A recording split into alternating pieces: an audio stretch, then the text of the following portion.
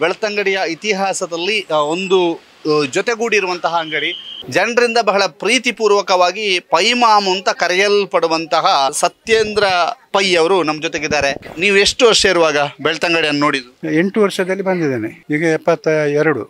Bus stand ಉಂಟಲ್ಲ, ಅಲ್ಲದ್ದು ಒಂದು ಕೆರೆ ಇತ್ತು. ಆ ಕೆರೆಯಲ್ಲಿ ಎಮ್ಮೆಗಳು ಬಂದಲ್ಲಿ ಕೂತೊಳ್ತಿತ್ತು. ಅವತ್ತು ಏನು ವ್ಯಾಪಾರ ಮಾಡ್ತಿದ್ರು? ಬಸ್ಸಿನ ಹತ್ರ ಶರ್ಬತ್ತು ಮಾರಿಕೊಂಡಿದ್ದೆವು ನಾವು. ನಿಮ್ಮನ್ನ ತುಂಬಾ ಜನ ಪೈ ಮಾಮು ಅಂತ ಕರೀತಾರೆ. ಏನು ಸಂತೋಷವೇ, ನಮ್ಗೆ ಕೂದಲಿಲ್ಲಲ್ಲ, ಆದ್ರಿಂದ ನಾವು ಮಾಮ ಅಂತ ಹೇಳಲಿಕ್ಕೆ ನಾವು ತಯಾರೆ. ಬೆಳ್ತಂಗಡಿಯ ಈ ಒಂದು ಬಿಲ್ಡಿಂಗ್ ಏನಿದೆ, ಈ ಬಿಲ್ಡಿಂಗ್ ಅಥವಾ ಇಲ್ಲಿ ಸುತ್ತಮುತ್ತಲಿನ ಬಿಲ್ಡಿಂಗ್ ಎಲ್ಲವೂ ಕೂಡ KSRTC ಬಸ್ ಸ್ಟ್ಯಾಂಡಿಗಾಗಿ ತೆರೆಯಲ್ಪಡ್ತಾ ಅಥವಾ ತೆರವುಗೊಳಿಸಲಾಗುತ್ತೆ.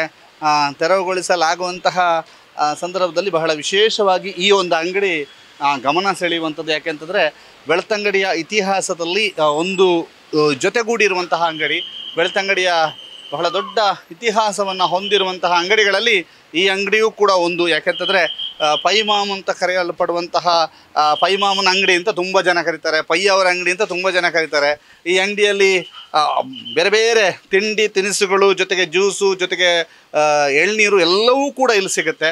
ಅದರ ಜೊತೆಗೆ ಇಲ್ಲೊಂದು ಆಪ್ತತೆ ಅನ್ನುವಂಥದ್ದು ಸಿಗುತ್ತೆ. ಯಾಕೆಂತಂದರೆ ಬೆಳ್ತಂಗಡಿಯ ಇತಿಹಾಸದಲ್ಲಿ ಸೇರ್ಕೊಂಡಿರುವಂಥ ಅಂಗಡಿ ಇದು. ಅದರಿಂದ ಪೈಗಳು ಈಗ ನಮ್ಮ ಜೊತೆಗಿದ್ದಾರೆ, ಅವ್ರನ್ನ ಮಾತನಾಡಿಸಬೇಕು. ಜನರಿಂದ ಬಹಳ ಪ್ರೀತಿಪೂರ್ವಕವಾಗಿ ಪೈಮಾಮು ಅಂತ ಕರೆಯಲ್ಪಡುವಂತಹ ಸತ್ಯೇಂದ್ರ ಪೈ ಅವರು ನಮ್ಮ ಜೊತೆಗಿದ್ದಾರೆ. ಸರ್, ಬೆಳ್ತಂಗಡಿ ಮತ್ತು ನೀವು ಎಷ್ಟು ವರ್ಷದ ಹಿಂದೆ ನೀವು ಬೆಳ್ತಂಗಡಿಯಲ್ಲಿ ವ್ಯಾಪಾರ ಶುರು ಮಾಡಿದ್ರಿ? ಈ ಅಂಗಡಿ ಅಂತಲ್ಲ, ನೀವು ಬೆಳ್ತಂಗಡಿಯಲ್ಲಿ ವ್ಯಾಪಾರ ಎಲ್ಲಿ ಶುರು ಮಾಡಿದ್ದು ಮತ್ತು ಎಷ್ಟು ವರ್ಷ ಆಯಿತು? ನಾವಿಲ್ಲಿ ಮೊದಲು ನಾವು ಅಲ್ಲಿ ಇದ್ದೆವು, ಅಲ್ಲೊಂದು 10-15 ವರ್ಷ ಆಯಿತು. ಮತ್ತು ಇಲ್ಲಿ ಅದರ ನಂತರ ಮತ್ತು ಅದರ ನಂತರ ಇಲ್ಲಿಗೆ ಬಂದು ಅದರೊಂದು 50 ವರ್ಷ ಜಾಸ್ತಿ, 50, 60, 55 ವರ್ಷ ಕಳೀತು. ನೀವು ಎಷ್ಟು ವರ್ಷ ಇರುವಾಗ ಬೆಳ್ತಂಗಡಿಯನ್ನು ನೋಡಿದ್ದು? ನಾನು ಇಲ್ಲಿ ಸ್ಟ್ಯಾಂಡಿಗೆ ಸಾಧಾರಣ 8 ವರ್ಷದಲ್ಲಿ ಬಂದಿದ್ದೇನೆ. 8 ವರ್ಷದಲ್ಲಿ? ಹೌದು. ಅಂದರೆ ಈಗ 72 ವರ್ಷ ಆಯಿತು. ಹೌದು. ಹೇಗಿತ್ತು ಸರ್ 72 ಅಂದರೆ 65 ವರ್ಷದ ಹಿಂದೆ ಬೆಳ್ತಂಗಡಿ ಹೇಗಿತ್ತು? ಏನೆಲ್ಲ ಇತ್ತು ಬೆಳ್ತಂಗಡಿಯಲ್ಲಿ? ಇಷ್ಟು ಡೆವಲಪ್ಮೆಂಟ್ ಇಲ್ಲ. ಅಲ್ಲಿ ನೋಡಿ, ಆ ಪ್ಲೇಸ್ನಲ್ಲಿ ಬಸ್ ಸ್ಟ್ಯಾಂಡ್ ಉಂಟಲ್ಲ, ಅಲ್ಲದ್ದು ಒಂದು ಕೆರೆ ಇತ್ತು. ಆ ಕೆರೆಯಲ್ಲಿ ಎಮ್ಮೆಗಳು ಬಂದಲ್ಲಿ ಕೂತೊಳ್ತಿತ್ತು. ಬೆಳ್ತಂಗಡಿ ಬಸ್ ಸ್ಟ್ಯಾಂಡಲ್ಲಿ ಒಂದು ಕೆರೆ ಇತ್ತು? ಹೌದು. ಅಲ್ಲಿ ಎಮ್ಮೆಗಳು ಅಲ್ಲಿ ಬಂದು, ಅಂದರೆ ಅವುಗಳು ಬಸ್ ಸ್ಟ್ಯಾಂಡ್ ಅಂತಂದ್ರೆ ಈಗ ಪ್ರೈವೇಟ್ ಬಸ್ ಸ್ಟ್ಯಾಂಡ್, ಕೊಲ್ಲಿ ಅಥವಾ ಈ ಕಡೆ ಈ ದುರ್ಗದ್ದು ಮತ್ತು ಪೈ ಬಜಾರ್ನ ಎದುರುಗಡೆದು ಒಂದು ಹಳ್ಳದ ಹಾಗೆ, ಅಂದರೆ ಒಂದು ಹಳ್ಳ, ಅದರಲ್ಲಿ ಎಮ್ಮೆಗಳು ಬಂದು ಅಲ್ಲಿ ಕೂತ್ಕೊಳ್ಳೋದು, ಮಲಗೋದು ಎಲ್ಲ. ಅವಿಗೆ ಒಂದು ಸೆಕೆ ಇತ್ತಲ್ಲ, ಅದಕ್ಕೆ ಅದರಲ್ಲಿ ಒಂದು ಕೂತ್ಕೊಂಡು ಇರ್ತಿತ್ತು. ಹಲವು ಬಸ್ ಸ್ಟ್ಯಾಂಡ್ಗಳ ಇತಿಹಾಸ ಹೀಗಿದೆ. ಕೆರೆಗಳಲ್ಲಿ ಬಸ್ ಸ್ಟ್ಯಾಂಡ್, ಬೆಂಗಳೂರಿನ ಮೆಜೆಸ್ಟಿಕ್ ಬಸ್ ಸ್ಟ್ಯಾಂಡ್ ಕೂಡ ಒಂದು ಕೆರೆಯಾಗಿತ್ತು ಅನ್ನುವಂಥದ್ದು, ಬೆಳ್ತಂಗಡಿ ಬಸ್ ಸ್ಟ್ಯಾಂಡ್ ಕೂಡ ಕೆರೆಯಾಗಿತ್ತು ಅನ್ನುವಂಥದ್ದು ನಿಮ್ಮಿಂದ ಗೊತ್ತಾಯ್ತು. ಹೌದು. ಕೆರೆ ಅಂದರೆ ಎಷ್ಟು ದೊಡ್ಡದು? ಕೆರೆ ಅಂತ ಹೇಳಿದರೆ ಅದೊಂದು 15-20 ಫೀಟು ಅಗಲ, ಮತ್ತು ಹಚ್ಚೆ ಒಂದು 15 ಫೀಟು ಹೀಗೆ. ಆದರೆ ಅದಕ್ಕೆ ಇಲ್ಲಿ ಬಂದೋಬಸ್ತ್ ಎಂಬುದು ಏನೂ ಇರಲಿಲ್ಲ. ಬಂದ ಎಮ್ಮೆಗಳೆಲ್ಲ ಅಲ್ಲೇ ಬೀಳೋದು, ಆ ಒಂದು ಕ್ರಮ ಇತ್ತು. ಅವುಗಳಿಗೆ ತಂಪಾಗ್ತಾಯಿತ್ತು, ಆಗ ಜನಸಂಖ್ಯೆ ಕಮ್ಮಿ. ಹಾಗೆ ಕೆರೆ. ಆ ನಂತರ ಡೆವಲಪ್ಮೆಂಟ್ ಆಗ್ತಾ ಬಂತು. ಹೇಗೆ ಆಗ್ತಾ ಬಂತು? ಆಮೇಲೆ ಡೆವಲಪ್ಮೆಂಟ್ ಆಗ್ತಾ ಬಂತು ಅಂತ ಹೇಳಿದರೆ, ಪಂಚಾಯತ್ ಮುಖಾಂತರ ಅದನ್ನು ಮುಚ್ಚಿಸಿ ಬಸ್ ಸ್ಟ್ಯಾಂಡು ಮಾಡುವ ವ್ಯವಸ್ಥೆ ಬಂತು. ಬಸ್ ಸ್ಟ್ಯಾಂಡ್ ಆಗಿ ಅಂದರೆ ಅಲ್ಲಿ ಡಾಮರ್ ಇದು ಹಾಕಿ, ಮಣ್ಣು ಹಾಕಿ ಇದು ಮಾಡಿದರು. ಹಾಗೆ ಸ್ವಲ್ಪ ಇಂಪ್ರೂವ್ ಆಯಿತು. ಮತ್ತು ಅದರ ನಂತರ ಪುನಃ ಇಲೆಕ್ಷನ್ ಆದ ನಂತರದ ಬಾಡಿಯವರು ಬಂದವರು ನಂತರ ಪುನಃ ಸ್ವಲ್ಪ ಇಂಪ್ರೂವ್ಮೆಂಟ್ ಮಾಡಿದರು. ಮತ್ತು ಅದರ ನಂತರ ಪುನಃ ಬಂದವರು ಪುನಃ ಇಂಪ್ರೂವ್ಮೆಂಟ್ ಮಾಡಿದರು, ಕಾಂಕ್ರೀಟ್ ಹಾಕಿದರು, ಡಾಮರಿಂದ ಕಾಂಕ್ರೀಟ್ ಹಾಕಿದರು. ಹೀಗೆ ಡೆವಲಪ್ಮೆಂಟ್ ಆಗ್ತಾ ಬಂತು. ಹೌದು. 65 ವರ್ಷ ಸರ್.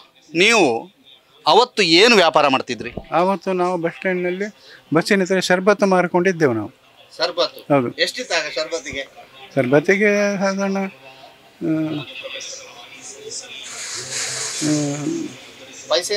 ಅದೇ ಪೈಸೆಯಲ್ಲಿ, ಅಂದರೆ ಒಂದಾಣೆ ಹೀಗೆ.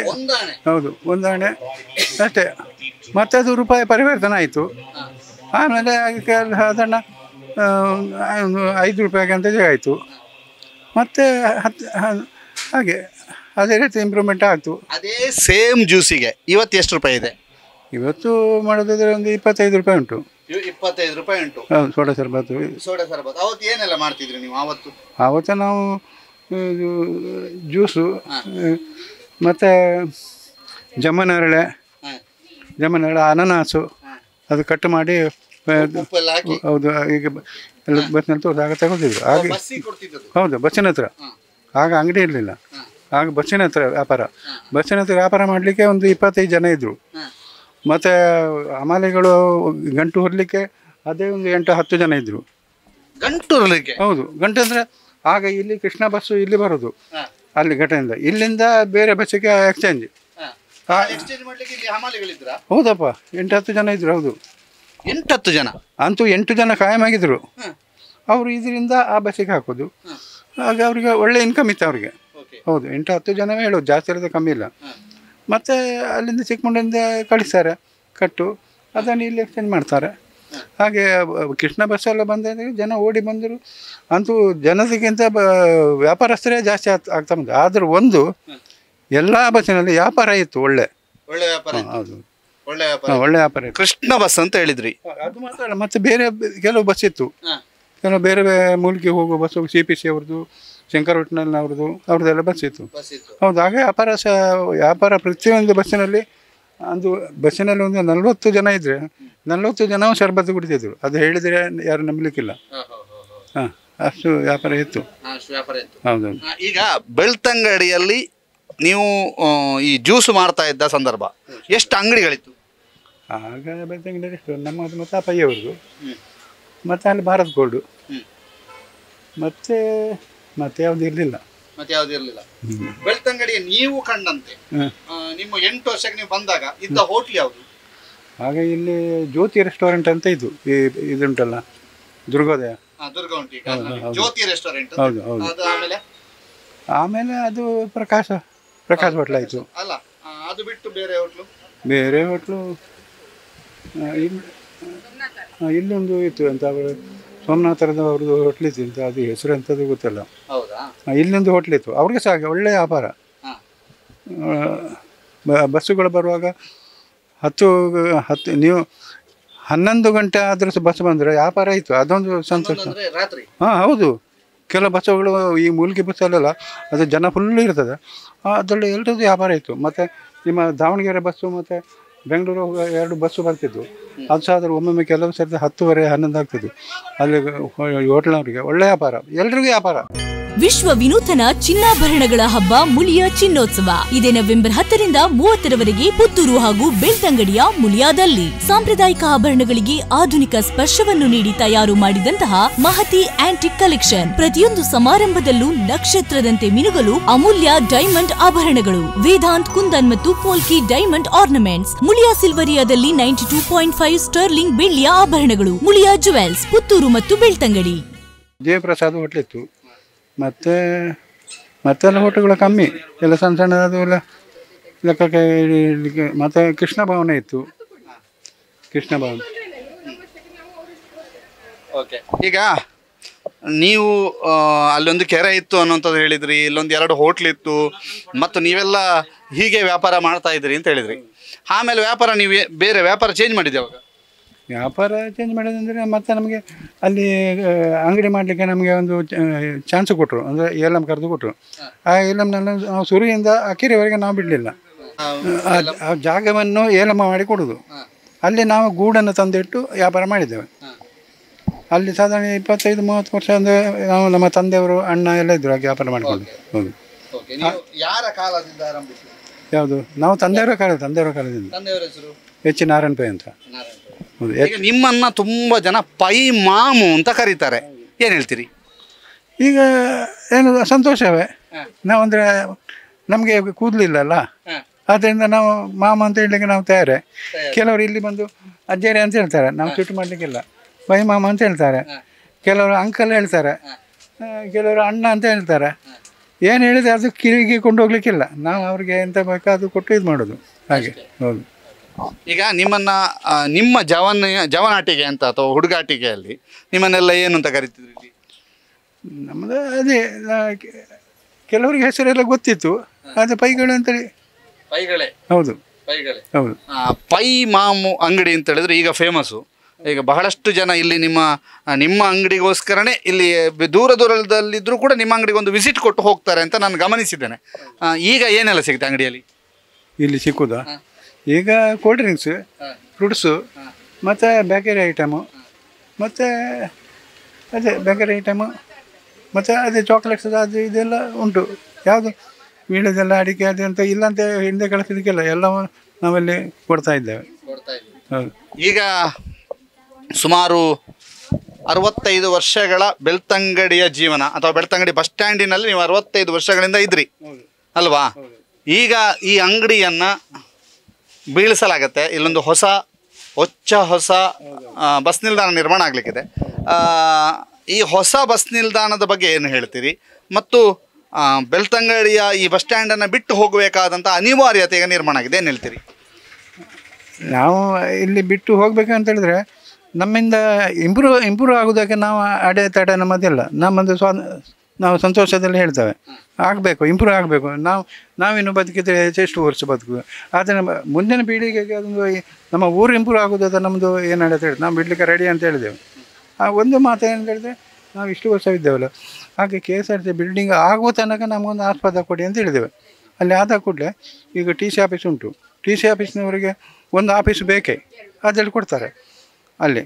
ಮತ್ತು ಇಲ್ಲಿ ಈಗ ಕೆಲಸ ವರ್ಕ್ ಮಾಡೋರು 30-40 ಜನ ಬರ್ತಾರೆ, ಅವರಿಗೆ ಮೇಲೆ ಕೊಟ್ಟಿದ್ದಾರೆ. ಆಗ ಅವರಿಗೆ ನಮಗೆ ಗೋಡೆ ಇರೋದು ಒಂದೇ, ನಮ್ಮ ಗೋಡೆ ತೆಗೆದ್ರೆ ಅದು ಎಲ್ಲವೂ ಕೆಳಗೆ ಬೀಳ್ತದೆ. ಆ ಒಂದು ಅಂದರೆ ದೇವರ ಅನುಗ್ರಹದಲ್ಲಿ ನಾವು ಅವರ ಬಿಲ್ಡಿಂಗ್ ಆಗೋ ತನಕ ನಮಗೆ ಇರಲಿಕ್ಕೆ ಚಾನ್ಸಸ್ ಉಂಟು. ಹೌದು. ಈಗ ಕಡೆಯ ಕೆಲವು ವರ್ಷಗಳ ವ್ಯಾಪಾರಕ್ಕೆ ಸನ್ನದ್ಧರಾಗಿದ್ದೀರಿ, ಕಡೆಯ ಕೆಲವು ವರ್ಷಗಳದ್ದು. ನೆಕ್ಸ್ಟ್ KSRTC ಬಿಲ್ಡಿಂಗ್ ಆಗುತ್ತೆ, ಅದರಲ್ಲಿಯೂ ಕೂಡ ಅಂಗಡಿ ಮುಗ್ಗಟ್ಟುಗಳು ಇರ್ತವೆ. ಅದಕ್ಕೇನಾದರೂ ಏಲಮ್ಮು? ಹೌದು, ಅದಕ್ಕೆಲ್ಲ ಏಲಮ್ಮು ಉಂಟು. ಅದು ನಮಗೆ ಅಷ್ಟು ಉಮೇದಿಲ್ಲ. ಅಂದರೆ ನಮಗೆ ಇಲ್ಲಿ ಬಸ್ ಸ್ಟ್ಯಾಂಡಲ್ಲಿ ವ್ಯಾಪಾರ ಮಾಡೋದು ಅಷ್ಟು ಚುರುಕಾಗಿರಬೇಕು ಮತ್ತು ಆ್ಯಕ್ಟಿವ್ ಆಗಿರಬೇಕು. ಮೊದಲು ನೀವು ಹೇಳಿದ ನಮಗೆ ನಾವು ಅಲ್ಲಿ ಇರುವಾಗ ಒಂದು 150-200 ಬೊಂಡ ಹಾಕ್ತಾಯಿದ್ದೆವು ಒಮ್ಮೆಲೆ. ಮತ್ತು ಇಂಥ ಭರಣೆಯನ್ನೆಲ್ಲ ಹೊರಗೆ ಇಡಲಿಕ್ಕೆ ಇತ್ತು, ಅಂದರೆ ಅಲ್ಲಿ ನಮಗೆ ಸೆಟರ್ಸ್ ಎಲ್ಲ ಹಾಕ್ಲಿಕ್ಕೆ ಬಿಡಲಿಲ್ಲ. ಆದ್ದರಿಂದ ಮತ್ತು ಬಾಳೆಗೊನೆಗಳು ಒಂದು 10-12 ಬಾಳೆಗೊನೆ ಒಳ್ಳೊಳ್ಳೆ ಇಷ್ಟು ದೊಡ್ಡ ಗೊನೆಗಳನ್ನು ಹೊರಗೆ ತೂಗಡಿಸೋದು ಮತ್ತು ಎಲ್ಲ ಐಟಮೆಲ್ಲ ಹೊರಗಡೆ ಇಡೋದು. ಆಗ ಒಮ್ಮೆ ಒಂದು ಬಸ್ಸು ಯಾವುದು ಬಂದರೆ ಅಲ್ಲಿಂದು ಒಂದು ಹೋಟ್ಲಿಗೆ ನಮಗೆ ಫುಲ್ ವ್ಯಾಪಾರ ಇತ್ತು. ಆದರೂ ನಾವು ಇಬ್ಬರೇ ಇದ್ದರೆ ಆಚೆಂದ ಕೋಲ್ಡಿಂದು ಇದು ಅಂದರೆ ಅಷ್ಟು ಇಂಟ್ರೆಸ್ಟ್ ಇತ್ತು ನಮಗೆ. ಅಂಥ ಇಂಟ್ರೆಸ್ಟ್ ಈಗ ಇಲ್ಲ. ಈಗ ವ್ಯಾಪಾರ ಹೇಗಿದೆ? ಈಗ ವ್ಯಾಪಾರ ತೊಂದರೆ ಇಲ್ಲ, ನಮ್ಮ ಮಟ್ಟಿಗೆ ನಾವೊಂದು ಕೆಲಸದವರು ಇಲ್ಲ ನೋಡಿ, ನಾವೇ ಇದು ಮಾಡೋದು. ಅದೇ ನಮಗೆ ಅದನ್ನು ಆದರೂ ಆಗೋದು ನಮ್ಮ ಇದು ಮಾಡಿಕೊಂಡು ಹೋಗಿದ್ದೇವೆ. ಹೌದು. ಈ ವ್ಯಾಪಾರದಿಂದ ಈ ಬೆಳ್ತಂಗಡಿಯ ಬಸ್ ನಿಲ್ದಾಣದ ಅಲ್ಲೇ ನೀವು ವ್ಯಾಪಾರ ಮಾಡಿ ಬದುಕನ್ನು ಕಟ್ಟಿಕೊಂಡವರು, ಹೇಗೆ ಬದುಕು ಬದಲಾಗ್ತಾ ಹೋಯಿತು? ಮೊದಲು ಶರ್ಬತ್ ಮಾಡ್ತಿದ್ದೆವು, ಆನಂತರ ಕೂತ್ಕೊಂಡು ವ್ಯಾಪಾರ ಮಾಡಲಿಕ್ಕೆ ನಮಗೆ ಆಸ್ಪದ ಆಯಿತು. ಅದರಲ್ಲಿ ಸ್ವಲ್ಪ ಇಂಪ್ರೂವ್ಮೆಂಟೇ ಅಂತ ಹೇಳ್ಬೋದು ನಾವು. ಹೌದು. ಮನೆಯಲ್ಲಿ ಯಾರೆಲ್ಲ? ಮನೆಯಲ್ಲಿ ನಾನು, ನಮ್ಮ ಮಿಸ್ಸಸ್, ತಮ್ಮನ ಮಿಸ್ಸಸ್ ಮತ್ತು ಅವರ ಮಗ. ಹೌದು. ಮತ್ತು ಅದರ ಮಾಳಿಗೆಯಲ್ಲಿ ನಮ್ಮ ಅಣ್ಣ ಮತ್ತು ಅವರ ಮಿಸ್ಸಸ್ ಅಷ್ಟೇ. ಮತ್ತು ಮಕ್ಕಳೆಲ್ಲ ಹೊರಗಡೆ ಇದ್ದಾರೆ. ನನ್ನ ಮಕ್ಕಳು ಒಂದು ಹೆಣ್ಣು ಒಂದು ಗಂಡು. ಅವರು ಇಬ್ಬರು ಸಹ ಮದುವೆ ಆಗಿದೆ. ಮಗ ಇಲ್ಲಿ ಬೆಂಗಳೂರಿನ ಒರೆಕಲ್ ಕಂಪನಿಯಲ್ಲಿ ಸಾಫ್ಟ್ವೇರ್ ಸೀನಿಯರ್ ಇಂಜಿನಿಯರ್ ಆಗಿದ್ದಾನೆ. ಮತ್ತು ಸೊಸೆ ಡೆಲ್ ಕಂಪನಿಯಲ್ಲಿ ಸೀನಿಯರ್ ಇಂಜಿನಿಯರ್ ಆಗಿದ್ದಾಳೆ.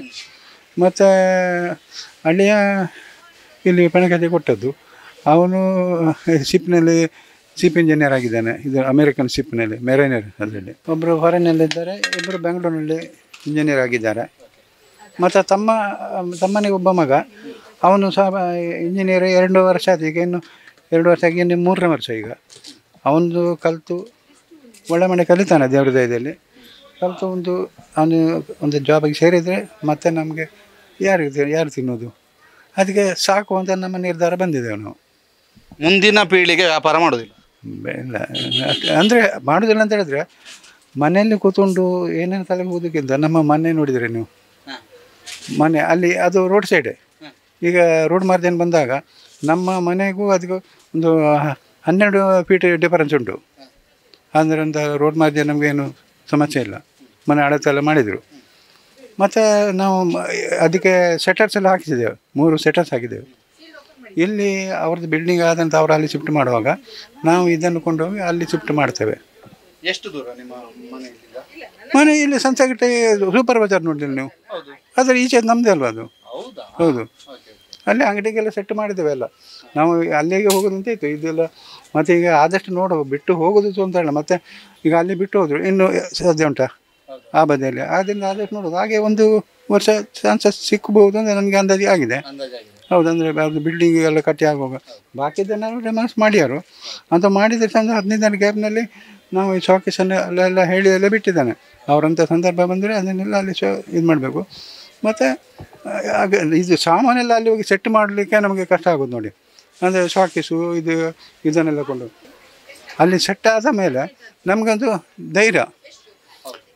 ತಮ್ಮನಿಗೆ ಸಹ ಅದೇ ಅಂದರೆ ಆದರೆ ವ್ಯಾಪಾರ ಮಾಡಿತ್ತು, ಇಲ್ಲದ್ರೆ ಸುಮ್ಮನೆ ಕೂತ್ಕೊಂಡಿತ್ತು. ಶಟರ್ಸ್ ಎಲ್ಲ ಉಂಟು ಅಲ್ಲಿ ಮನೆ, ಅಲ್ಲಿ ತಾಗೆ ಮನೆ ನೋಡಿ, ಒಂದೇ ಗೋಡೆ ಹಿಂದಿನ ಮನೆ. ಅದರಿಂದ ಹಾಗೆ ಮಾಡೋದು ಅಂತ ನಮಗೆ ಹಾಗೆ ವ್ಯಾಪಾರದಷ್ಟು ಇಂಟ್ರೆಸ್ಟ್ ಇಲ್ಲ. ಆದರೂ ನಮ್ಮದು ವ್ಯಾಪಾರದ ಅಲ್ಲಿ ಸೆಂಟರ್ ಪ್ಲೇಸ್, ಇದಕ್ಕಿಲ್ಲ ಒಳ್ಳೆ ಸೆಂಟರ್ ಪ್ಲೇಸ್. ಬೆಳ್ತಂಗಡಿ ತಾಲೂಕಾಗಿ ಒಂದು ದೊಡ್ಡ ಮಟ್ಟಿನ ಹೆಸರನ್ನು ಮಾಡಿದೆ. ಬೆಳ್ತಂಗಡಿ ತಾಲೂಕಿನ ಡೆವಲಪ್ಮೆಂಟನ್ನು ನೀವು ನೋಡಿದ್ದೀರಿ. ಅವತ್ತು ಎಷ್ಟು ಬಸ್ಸು ಈ ನಿಲ್ದಾಣದ ಒಳಗೆ ಬರ್ತಿತ್ತು, ಇವತ್ತು ಎಷ್ಟು ಬಸ್ ಬರ್ತಾ ಇದೆ? ಅವತ್ತು ಬಸ್ಸು ತುಂಬ ಬರ್ತಿತ್ತು. ಅಂದರೆ ಎಲ್ಲ ಕಂಪನಿಗಳ ಬಸ್ಸುಗಳು ಇಲ್ಲಿ ಬಂದೇ ಹೋಗ್ತಿತ್ತು. ಜಾಸ್ತಿ ಅಲ್ಲಿದ್ದ ಕಮ್ಮಿ ಇರಲಿಲ್ಲ. ಇವಾಗ ಗೌರ್ಮೆಂಟ್ ಬಸ್ ಮಾತ್ರ ನೋಡಿ ಬರೋದು. ಅವ್ರದ್ದು ಎಲ್ಲಿ ಅಂದರೆ ಧರ್ಮಸ್ಥಳ ಇದರಿಂದ ಇಲ್ಲಿ ಬರ್ತಾವೆ, ಇಲ್ಲಾಂದರೆ ಬರ್ತಿರಲಿಲ್ಲ. ಆದರೆ ಇದಕ್ಕಿಂತಲೂ ಜಾಸ್ತಿ ಬಸ್ಸು ಬರ್ತಿತ್ತು, ಇದಕ್ಕಿಂತಲೂ ಜಾಸ್ತಿ ಅವ್ರಿಗೆ ಕಲೆಕ್ಷನ್ ಆಗ್ತಿತ್ತು. ಯಾವ ಬಸ್ಸಿನಲ್ಲಿ ನೋಡಿದ್ರೆ ಫುಲ್ಲು. ಎರಡನೇದು ವ್ಯಾಪಾರವು ಎಲ್ರಿಗೂ ಒಳ್ಳೆಯದೇ, ಅಷ್ಟು ಇದಿತ್ತು. ನಿಮಗೆ ಬೆಳ್ತಂಗಡಿಯಲ್ಲಿ ಹಳೆಯ ಕಟ್ಟಡ ಅಂತ ನೆನಪಿಸಿಕೊಳ್ಳೋದಾದರೆ ನಿಮ್ಮ ಪ್ರಕಾರ ಯಾವುದು? ನಮ್ಮ ಪ್ರಕಾರ ಇದುವೆ. ಈಗ ಅವರು ಸ್ವಲ್ಪ ಡೆವಲಪ್ಮೆಂಟ್ ಮಾಡಿದ್ದಾರೆ. ಅದು ಈ ಹೋಟ್ಲು ಜ್ಯೋತಿ ಮೊದಲು ಜ್ಯೋತಿ ದುರ್ಗ, ಹೌದು ಅದು ಜ್ಯೋತಿ ಅಂತ ಇತ್ತು ಮೊದಲು. ಹೌದು, ಅದರ ಮೊದಲು ಪ್ರಕಾಶ್ ಹೋಟ್ಲ್ ಅಂತ ಇತ್ತು. ಅದನಂತರ ಬೇರೆಯವ್ರ ಹೆಸರು, ಅದು ಫಸ್ಟಿಗೆ ಇದ್ದದ್ದು ಅದೇ. ಅದು ಕಾಡಿಲ್ಕಾರ್ ಅಂತ ಅವರ ಬಿಲ್ಡಿಂಗ್ ಅದು. ಹೌದು, ಅಲ್ಲಿ ಹಿಂದಿನದೆಲ್ಲ ಇದು ಜಾಗ ಉಂಟಲ್ಲ, ಅದೆಲ್ಲ ಕಾಡಿಲ್ಕಾರ್ ಅದು. ಈಗ ಸಂಘ ಅದು ಎಂಥದ್ದು ಅವರು ಅಂಡರ್ಸ್ಟ್ಯಾಂಡಲ್ಲಿ ಅದು ಅವರಿಗೆ ಹೋಯಿತು. ಅದು ನಮಗೆ ಬೇಡ. ಅದು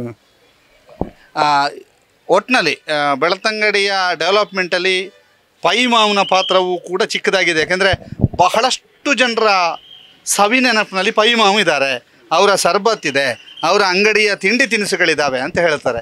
ಎಲ್ಲರೂ ಕೂಡ ನಿಮ್ಮ ಜೊತೆಗೊಂದು ಒಡನಾಟವನ್ನು ಇಟ್ಕೊಂಡಿದ್ದಾರೆ. ಮತ್ತು ಎರಡನೇದು ಅಂದರೆ ಪಕ್ಕ ನಮ್ಮ ಪರಿಚಯದವರಲ್ಲ, ಬಸ್ಸಿನಲ್ಲಿ ಚಿಲ್ಲರೆ ಅಥವಾ ಹಣ ಕಮ್ಮಿ ಆಯಿತು, ಹೋಗಲಿಕ್ಕೆ ಪರ್ಸು ಬಿತ್ತು ಅಂತ ಹೇಳಿ ನಮಗೆ ಗುರುತಾಗಿ ಬಂದರೆ ನಾವು ಅವರಿಗೆ ಕೂಡಲೇ ಕೊಡ್ತೇವೆ, ಹೋಗಲಿಕ್ಕೆ ಹಣ ಕೊಡ್ತೇವೆ. ಚಿಲ್ಲರೆ ಡ್ರೈವರ್ ಪ್ಯಾಸೆಂಜರ್ ಗಲಾಟೆ ಮಾಡೋದಕ್ಕಿಂತ ಈ ಕಡೆ ಕರೆದು ನಾವು ಅವರಿಗೆ ಚಿಲ್ಲರೆ ನಾವು ಕೊಟ್ಟು ವ್ಯವಸ್ಥೆ ಮಾಡ್ತೇವೆ. ಅದು ಎಲ್ರಿಗೂ ಗೊತ್ತುಂಟು.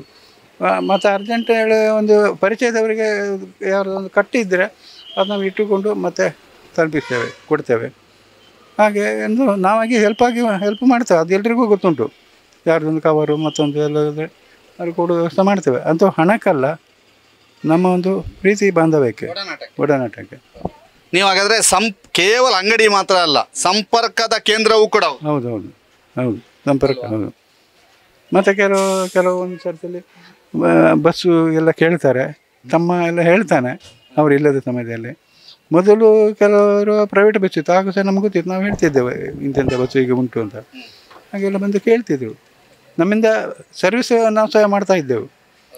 ನೋಡಿ, ಇದು ಬಹಳ ವಿಶೇಷ. ಏನಂತಂದರೆ ಕೇವಲ ಬೆಳ್ತಂಗಡಿಯ ಒಂದು ಅಂಗಡಿ ಅಥವಾ ಬೆಳ್ತಂಗಡಿಯ ಬಸ್ ಸ್ಟ್ಯಾಂಡ್ನಲ್ಲಿ ವ್ಯಾಪಾರಸ್ಥ ಮಾತ್ರ ಅಲ್ಲ, ಬದಲಾಗಿ ಬಂದವರಿಗೆ ಸರ್ವಿಸನ್ನು ಕೊಡ್ತಾಯಿದ್ರು.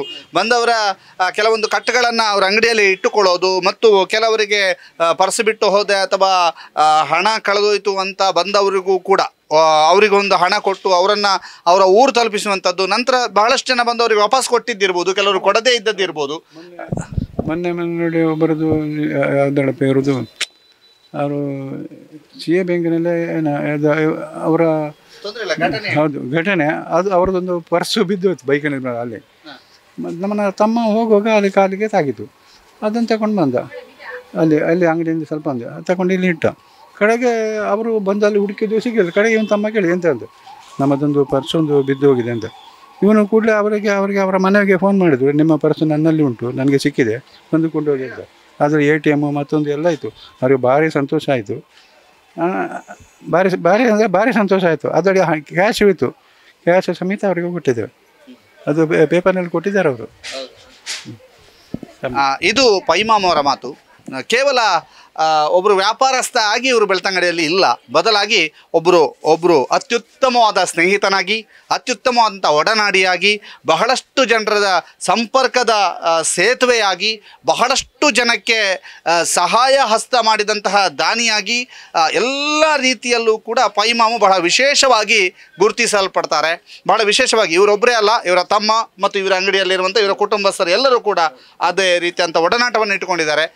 ಇವರು ಬೆಳ್ತಂಗಡಿ ಅಂದರೆ ಏನು, ಬೆಳ್ತಂಗಡಿಯಲ್ಲಿ ಬಸ್ ಸ್ಟ್ಯಾಂಡ್ನಲ್ಲಿ ಕೆರೆ ಇತ್ತು, ಅದರಲ್ಲಿ ಎಮ್ಮೆಗಳಿರ್ತಾ ಇದ್ದವು ಅನ್ನುವಂತಹ ಒಂದು ಹಿಂದಿನ ನೆನಪನ್ನು ಬಿಚ್ಚಿಟ್ಟಿದ್ದಾರೆ. ಜೊತೆಗೆ ಅವತ್ತು ಮೊದಲ ಹೋಟ್ಲು ಜ್ಯೋತಿ ಅಂತ ಒಂದು ಇತ್ತು ಅನ್ನುವಂಥದ್ದನ್ನು ಹೇಳಿದ್ದಾರೆ. ಜೊತೆಗೆ ಬೆಳ್ತಂಗಡಿ ಹೇಗಿತ್ತು, ಅವತ್ತು ಬರ್ತಾ ಇದ್ದಂಥ ಬಸ್ಗಳು, ಅವತ್ತಿನ ವ್ಯಾಪಾರ, ಅವತ್ತಿನ ಸರ್ಬತ್ತುಗಳು, ಅವತ್ತಿನ ಬಚ್ಚಂಗಾಯಿ ಎಲ್ಲ ಮಾರುವಂಥವ್ರು ಎಲ್ಲವನ್ನೂ ಕೂಡ ಅವರು ಆ ಮೆಲುಕನ್ನು ಹಾಕಿದ್ದಾರೆ. ಇವತ್ತು ಹೊಸ ಬಸ್ ನಿಲ್ದಾಣಕ್ಕಾಗಿ ಈ ಬಿಲ್ಡಿಂಗ್ ಕೂಡ ತೆರವುಗೊಳಿಸಬೇಕಂತ ಅನಿವಾರ್ಯತೆ ಇದೆ. ಈ ಅನಿವಾರ್ಯತೆ ನಡುವೆ ಅವರಿಗೊಂದಷ್ಟು ದಿನ ಅವಕಾಶ ಸಿಗ್ಬೋದು ಅನ್ನುವಂಥ ನಿರೀಕ್ಷೆಯಲ್ಲೂ ಕೂಡ ಅವರಿದ್ದಾರೆ.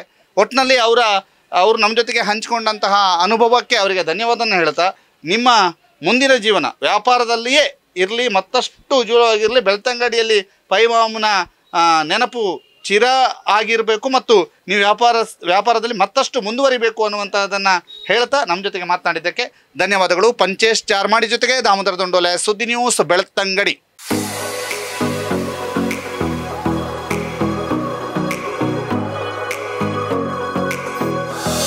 ವಾಹನ ಚಲಾಯಿಸಬೇಕೆನ್ನುವ ಕನಸಿರೋರಿಗೆ ಸುವರ್ಣಾವಕಾಶ. ಅತ್ಯಂತ ರಿಯಾಯಿತಿ ದರದಲ್ಲಿ ಇನ್ಶೂರೆನ್ಸ್, ಡ್ರೈವಿಂಗ್ ಕ್ಲಾಸ್ ಸೇರೋರಿಗೆ ಆಫರ್ಗಳ ಸುರಿಮಳೆ, ಮಹಿಳೆಯರಿಂದಲೇ ಚಾಲನಾ ತರಬೇತಿ, ಸಾರಥಿ ಮೋಟಾರ್ ಡ್ರೈವಿಂಗ್ ಸ್ಕೂಲ್, ಕಾಲೇಜ್ ರಸ್ತೆ, ಉಜಿರೆ. ಸಂಪರ್ಕಿಸಿ 9663606966, 8792894116, 9108317116. ಬನ್ನಿ, ಭೇಟಿ ಕೊಡಿ. ವಿಶೇಷ ಆಫರ್ಗಳೊಂದಿಗೆ ಜರ್ನಿ ಶುರು ಮಾಡಿ.